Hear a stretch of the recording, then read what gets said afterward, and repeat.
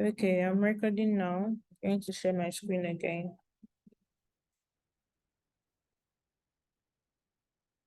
So can you see my screen now? Yes, you can. Thank you. Yes. So you cannot be everything to everyone, because whenever you try to appeal, or you end up appealing no one at all. So your product must be special to that one thing. Imagine, okay, let's take Bolt for example. Now on Bolt, you can order a ride, you can order a food, you can deliver a package. It's still the same thing. It's still errands, right? Everything is still specialized under errands. Errands for pick up and drop off, errands for food, which is still pick up and drop off, the pick up from the restaurant, drop off at your location, errands for your package if you have like a dispatch rider or something like that. And then they also come to pick you up in person and drop you off wherever you're going to. So it is still errands. But imagine they were doing errands, they were doing fashion magazine, they were doing what else, cooking recipe. They're also now doing fat loss or weight loss, something like that. Is not specialization, that is everything everywhere, and it is nobody's going to use that app because they're going to be confused, like what exactly are you doing? So specialization should be in one sector or the other. Is it in technology? Is it in customer service? Is it in product? Is it like you have to be able to specialize your product?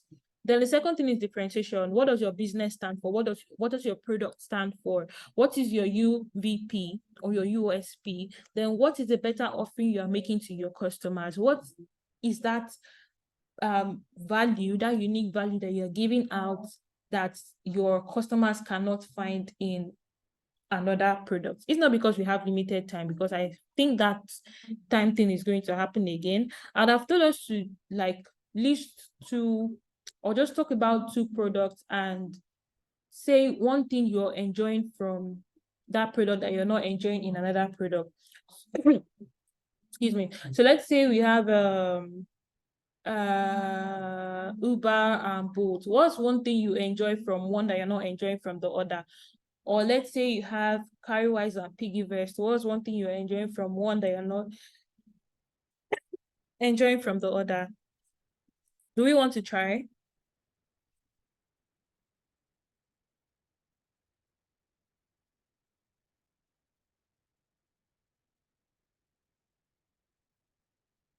Do we want to try?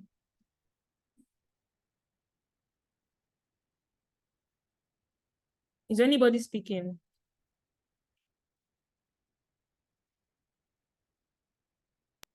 Yes. Okay. Please, let's quickly use the time. Let's give a try to Uber and Bolt. Although I'm not an Uber driver, but I have a friend who drives for Bolt, and initially he was driving for Uber. I hope you guys can hear me clearly. Yes, we can hear you. Yes. So I asked him, why did he have to leave Uber that is popularly known for Bolt? And he told me that with Bolt, he is able to bypass payments, most especially if he does not want to put his client through the system. With Bolt, he should be able to do that, but Uber will not allow you to do that. So I think I'm quite sure that could be one of the opportunities in using the Bolt application. Okay. If that answers the question, maybe others can come up with something new too.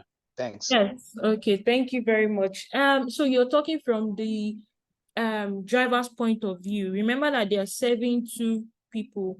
These errands or logistics service products are serving two people. They are serving the drivers and they're also serving passengers, right? So we use Uber as a passenger app. Drivers use Uber as a driver's app.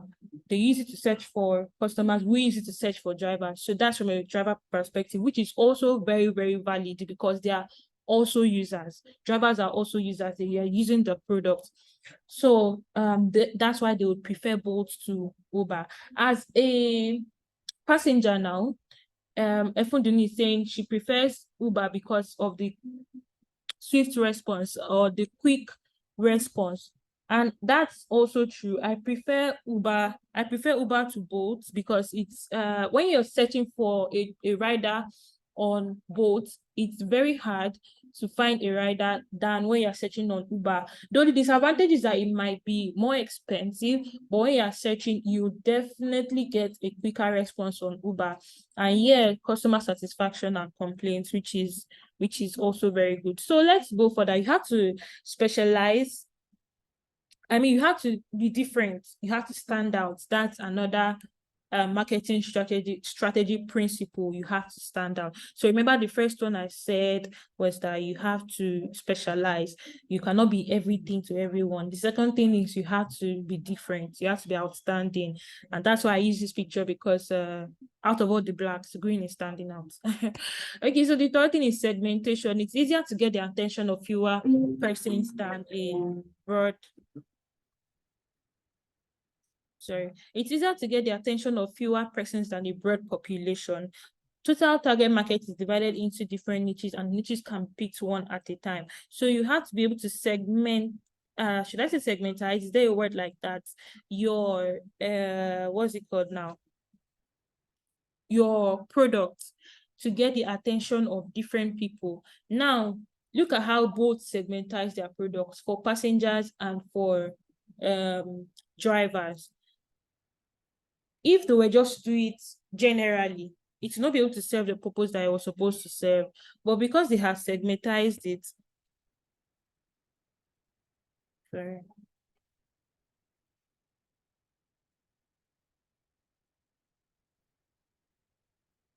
so because it is segmentized already, they can be able to use few people to reach that broad population. That's what some people don't know now. If you're reaching few people, those few people will actually be able to network your product up to reaching a broader population. And that's what people don't know. So the fourth one is concentration. Can you guys hear me?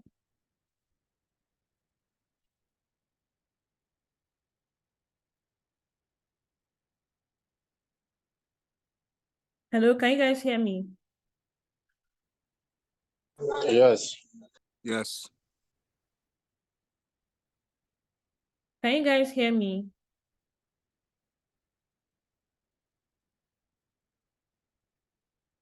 Yes, loud and clear. We can hear you.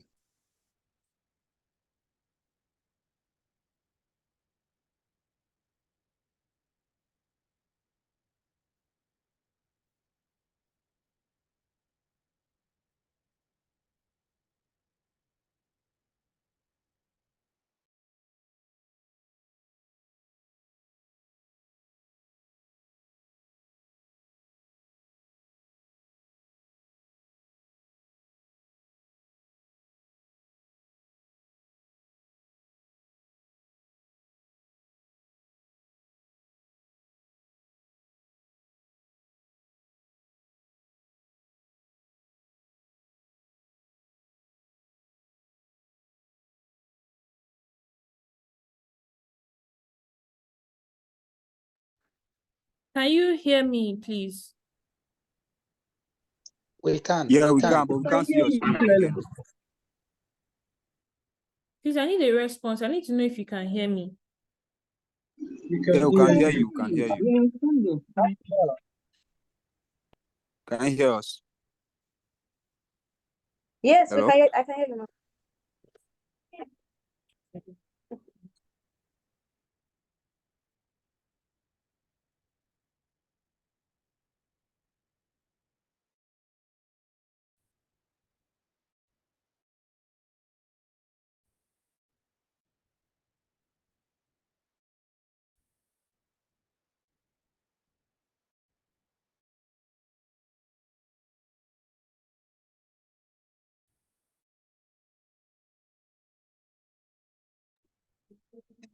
Please, nobody is responding. I need to know if you guys are hearing me.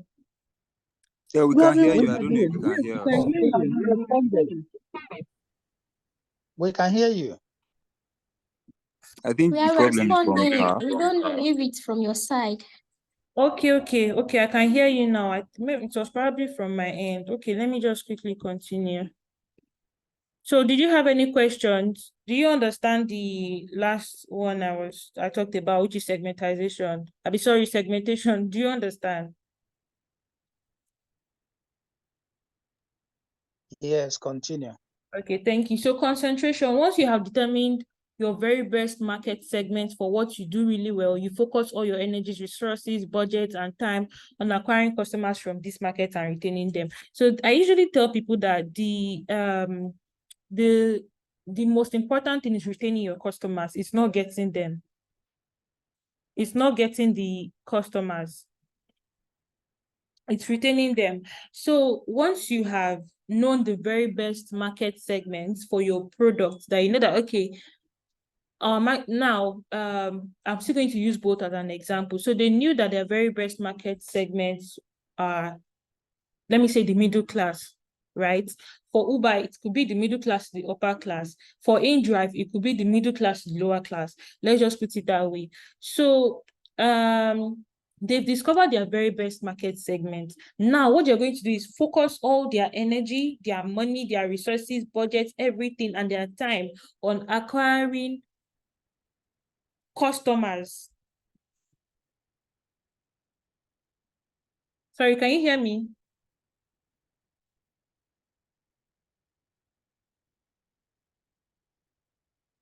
Can you hear me, please? Yes, we can. Okay. You are breaking, actually. Okay, did you get concentration? Yes, we got that part. Yes, we got it. Okay. So now we're going to how to create a go-to-market strategy. First thing you want to do is define your target market. Who are the people that you want to sell this feature to or this product to? The second thing is research your competition. Even if it is not a go-to-market strategy, even in a normal business planning or whatever, you have the first thing is to know the people that you want to sell to or that you want to profile a solution for. The second thing is try to know your competitors. Who are the people that are doing this exact same thing? What are they doing? What are they doing good? What are they doing bad? And how exactly are they doing? How are they getting their customers? What's their market like? What strategies are they using? You need to know everything about your competitors. Then the third thing is to identify the problem that your product solves. Remember, I don't know if it was to you guys I said it, but I used to say that if your product is not preferring a solution, then it is not a product. We don't need it, because the only reason why I'm going to use a product or a digital product is because it is preferring a solution for me. It's solving one of my problems. That's the only reason why I'm going to download it or even use it. So identify the problem that your product solves. 4, create your messaging. What exactly are you trying to sell? Create that message for people. 5, create your positioning statement. 6, decide on your pricing strategy. 7, set up a buyer's journey. 8, define your channels. Remember we talked about channels, right? Channels for ROI. 9, formulate a sales plan.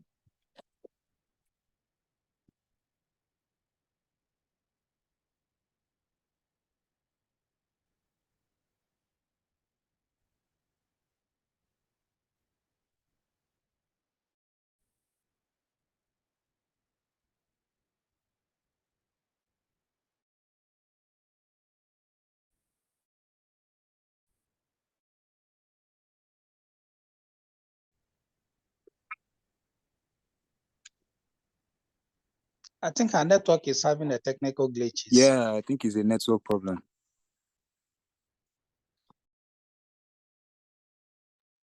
Sorry, I think it's my network that is having the issues, but I'm back. I don't know if you guys can hear me. Yeah, we can hear you now. I hear you now, but we didn't hear what you were saying before. Wow, okay. So I was just explaining these 11 steps on how to create a go-to-market strategy.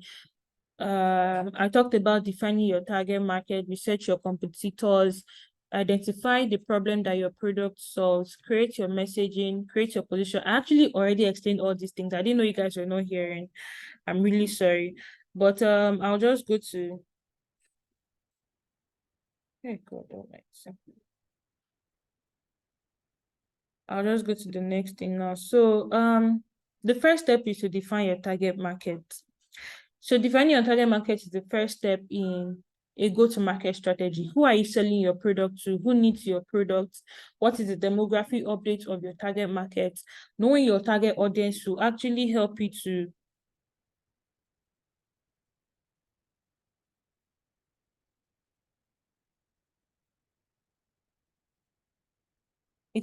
create a strategy that is tailored to them.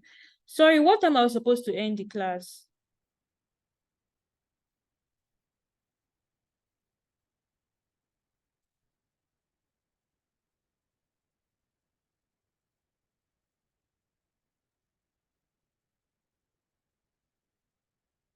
If you can hear me, I'm asking what time are we supposed to end the class?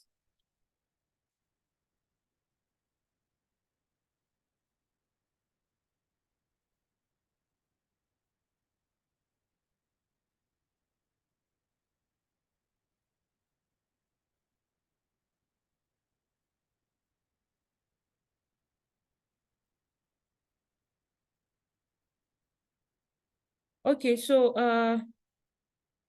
I think we'll just end the class here. Tomorrow we'll start from how to create a go-to-market strategy because I'm not enjoying the class. I think there's network glitch, there's Zoom glitch, and I'm trying to reach. Wait, can you guys hear me? Yes, we can hear you. Okay, We can hear you. Can you hear us?